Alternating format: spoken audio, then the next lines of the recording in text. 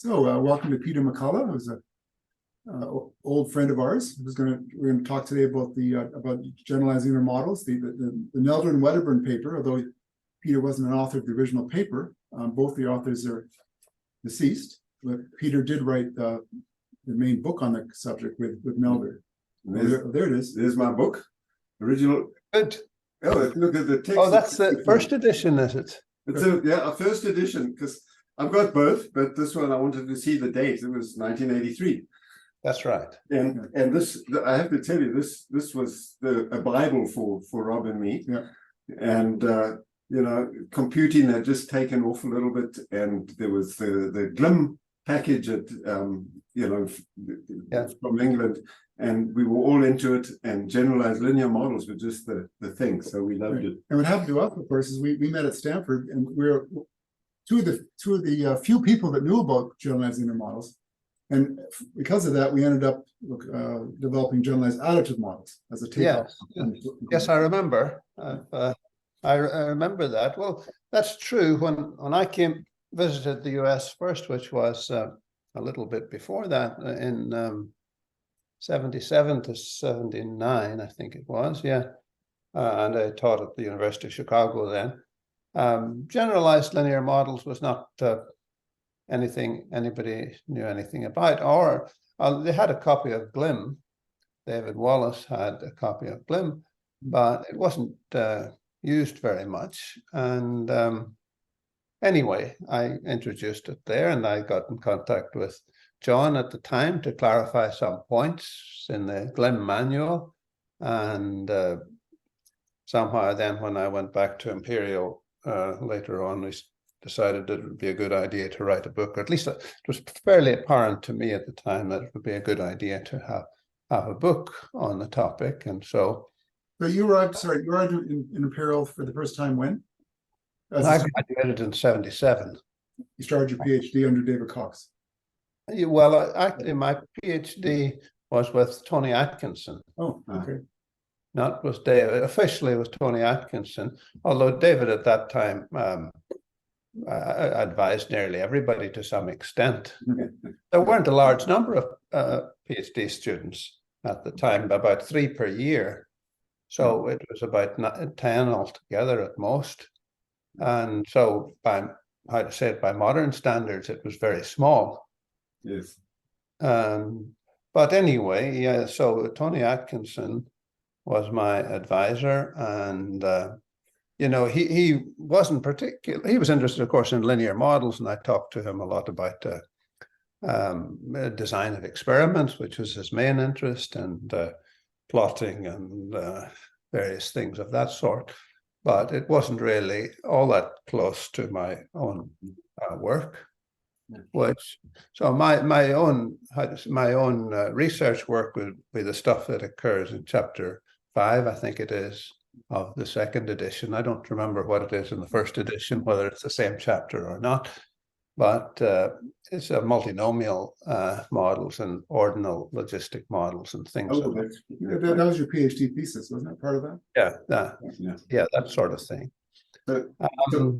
So what was it like working with John Nelder on the book?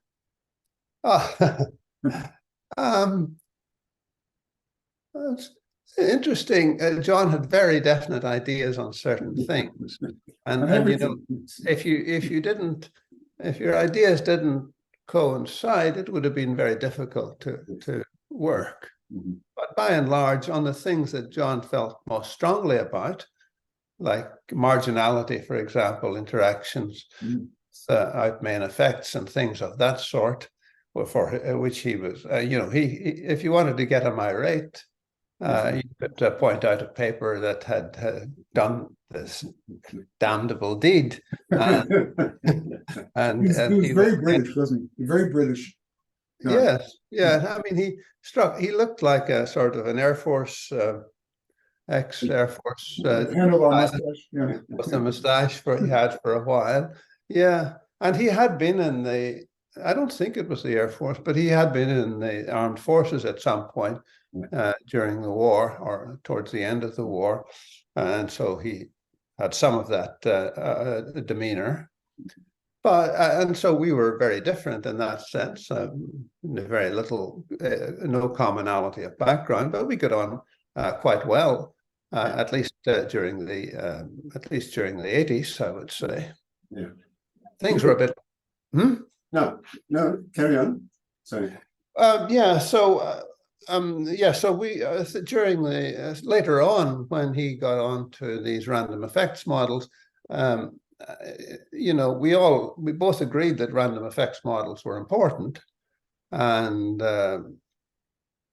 I of course was familiar with his paper on general balance, two papers in the 60s on general balance. I had some familiarity with that, and basically there were no substantial disagreements on those sorts of things. But later on, when he went off in a different direction with on random effect, generalized linear models with random effects, I didn't really agree with much of what he was doing at that point. So, and that was difficult. So some of the interactions then were a bit difficult, but had no difficulty collaborating with him on both editions of the book. No. Yeah, I was going to say he was also a frequent visitor to the United States, and I was at Bell Labs at the time, and John used to come to Bell Labs and visit. Right. And he wasn't the world's best lecturer. No. That's a nice way of saying it. It was terrible. He would sit down with the slide and just turn them.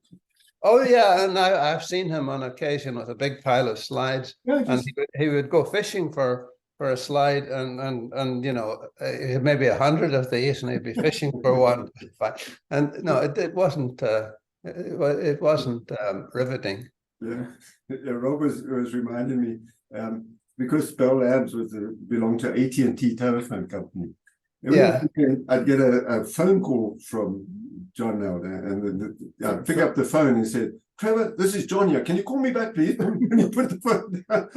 Because it cost so much to call from England. So we had a call from the telephone company and put the book. I see. Okay. No, I didn't have that experience. But... And did you know his co-author, who I guess died pretty young? No, I didn't. So Wedderburn died. I don't know what year he died, but I guess it must have been 74, maybe thereabouts. And he died very young of a bee sting, if I remember correctly. Right. Allergies from a bee sting or a wasp sting. I know very little about him. He was a Scotsman, but I never met him.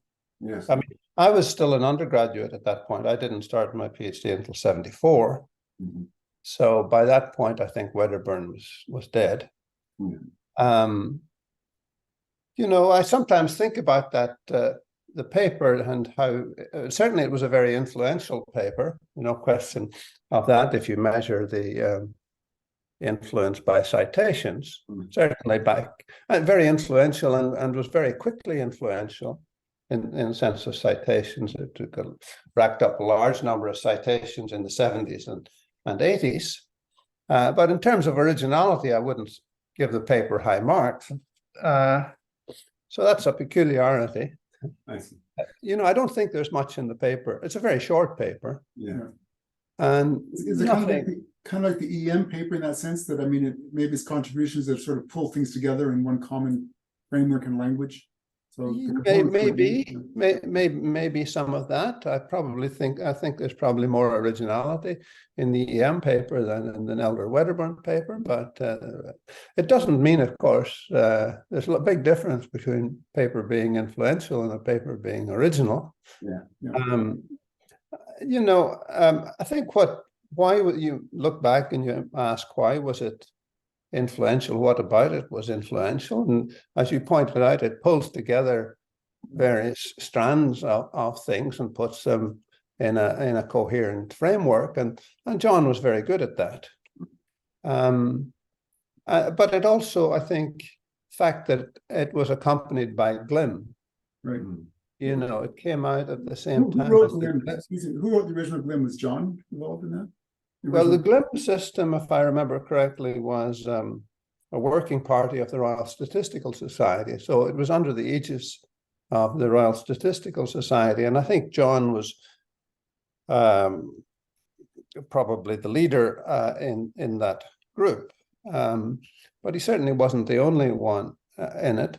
And of course, Glim, by modern standards, looks, it looks very narrow and so on. But it has something that I think is quite important and original, I would say, that hasn't got the same sort of cachet nowadays or publicity nowadays, which is the model formulae that are used for specifying a model. Everybody takes it for granted nowadays, and probably very few people could tell you where the notion comes from. But I think that is probably one of the most original parts of the Glim system. I think the Glim system was the first one to implement model formulae in that way. You know, the notion that you have that the things that appear in a model formula are not, they're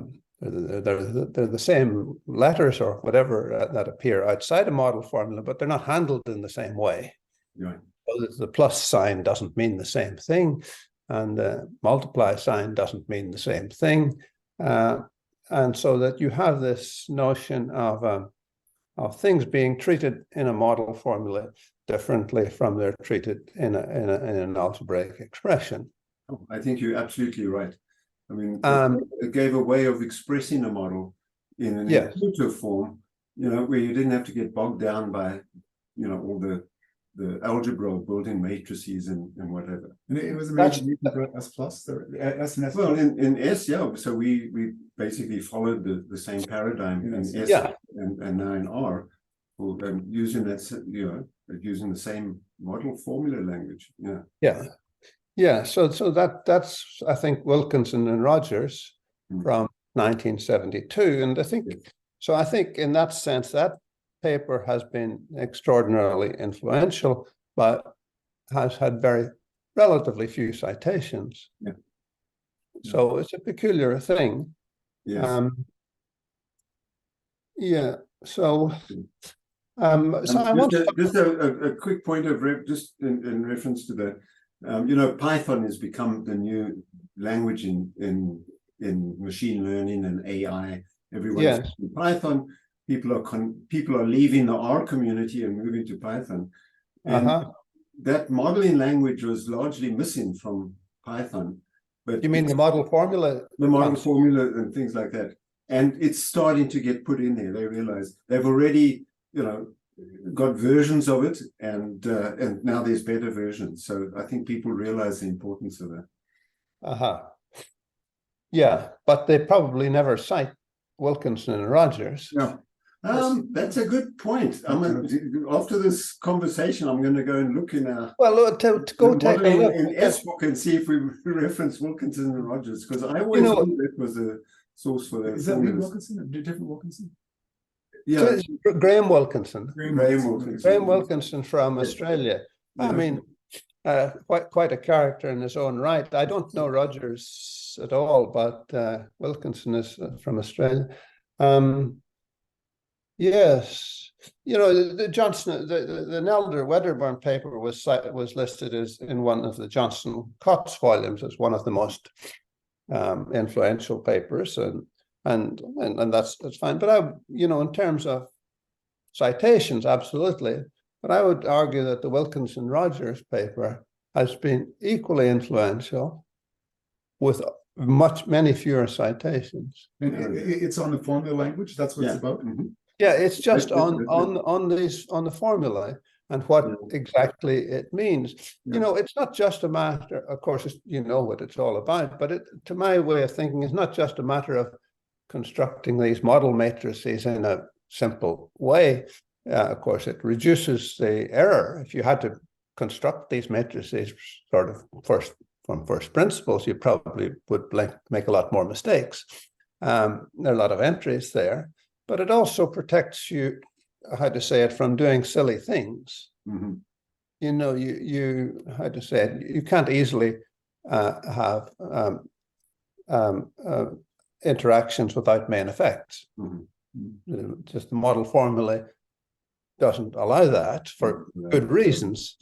And yeah, so if you, which is a big, sorry, that was a big bone that John Nelder always pushed that, right? That was a big point he made. That well, he did have a paper in the early hold a second, when was it? In the mid-70s, I think, on reformulation of linear models. Right. When he talked about this issue of marginality, and I think it's actually quite how to say that. Probably one of the first RSS discussion papers that I ever attended, and I was probably a bit baffled by the whole thing.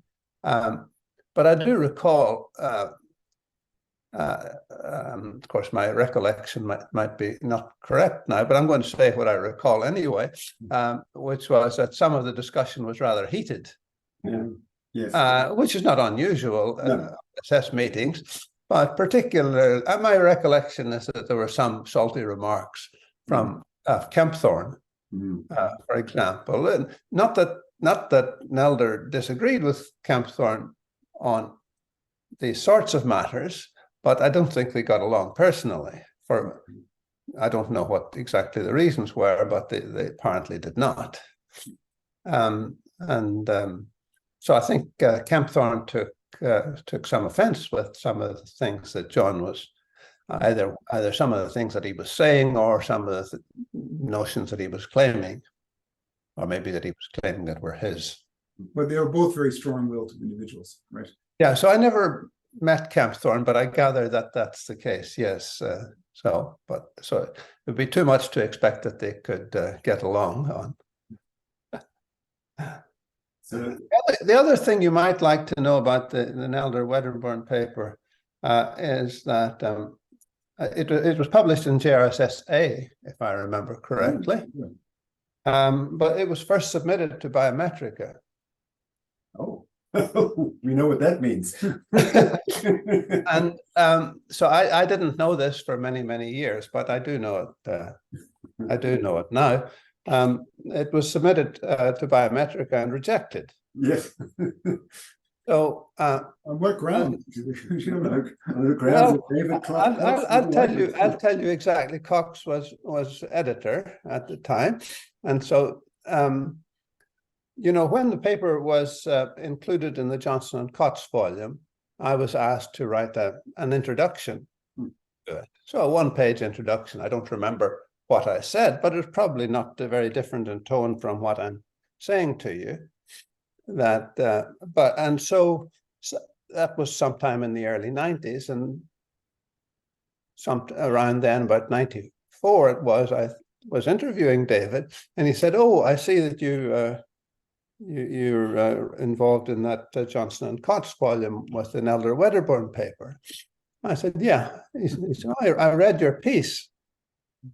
He said, "It sounded like a rejection letter from Biometrika." And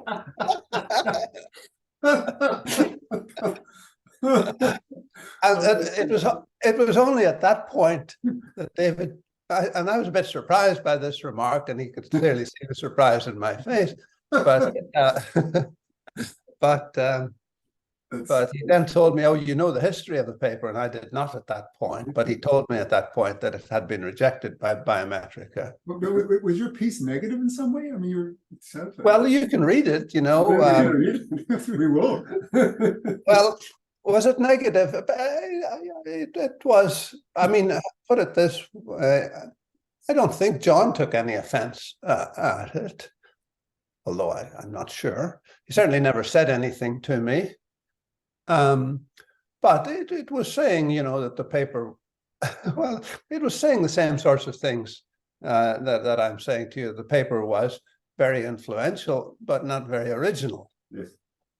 Well, as I remember, when I was a young professor, I submitted a paper to Biometrika, and it got rejected quickly by David. But he took the time to correct all the parentheses. There's rules. There's the ref. Oh goodness! Oh yes, that's a really annoys me about Biometrika. I sometimes hesitate to publish there simply because of that. In fact, you would take the time after rejecting it. Not only I'm rejected, but you got the brackets wrong. Okay, thank you. Yeah, well, yeah, David was a bit of a stickler for that, and subsequent editors have not changed that much, to my disappointment. But David could occasionally, and on very rare occasions, could bend on that one, because I have a paper in Biometrika in the early 80s on cumulants. Yes. Where the notation is such that it's in violation of the Biometrika rules, but it's absolutely necessary for what I wanted to do, and David let it slide. Well, we interviewed David for our MOOC last August, and of course he died in January. Yeah. And during the interview, it's the only time I've ever seen him get his back up. I asked him what the inspiration for the Cox survival paper was. I said that the Mantel Hansel paper certainly must have been. You can see it on. He says, no, they took 30 pages to prove something I could do in half a page, and I already knew that. he clearly was like, this really bothered him. I mean, he's already, he's already written the Cox paper. Isn't that a whole career right there? Yeah, I wouldn't have thought the Mantel Hansel paper was an influence for the Cox paper, but you not have thought? No. I would have thought it was not an influence, but it's on the same topic, of course. Oh, but it's the same argument. I mean, the whole argument, it's a discrete version of the partial likelihood, isn't it? Okay, maybe I hadn't thought of it that way, but anyway, okay. I was just surprised at his reaction. Yeah. I'd never seen him do that. And then, of course, very quickly he was back to being civil and everything else. Oh, I see. Yeah, I suppose I see what you're saying. Yeah. He didn't like the 30-page proof, I guess. Okay. Anyway, so Peter, does your book still sell very well? The McCullagh and Nelder book. Oh, it's still sells a few copies every year. That's good. It's a classic. I get a few $100. It's not going to keep me in retirement, but as Trevor said, for us it was the Bible, but the first edition was the Bible. And when the second edition came out, it was too big. I couldn't find all the stuff. I knew the first edition like the back of my hand. The second edition comes out and it's like, when you got the second edition, you have to use it because you don't know what you're missing. There may be little snippets that so you can't stick with the first. Yeah, but I wanted the first edition. Anyway, it's been wonderful talking with you, Peter. And good talking to you too, Trevor. Yeah, and good to see you enjoying your retirement. And absolutely. Yeah, and we hope you hear lots more of you. I've got your new book on my desk. So do I. Yeah. Oh, good. Well. I hope it works for you. Yeah. I gave a talk here the other day on chapter 5 in that book. Okay, well, I'll start on chapter 5 then. And do you have the parentheses right in that book, or are they? Oh no! There's none of that nonsense. Okay. Lovely chatting. And okay. Thanks, Peter. Bye. Bye.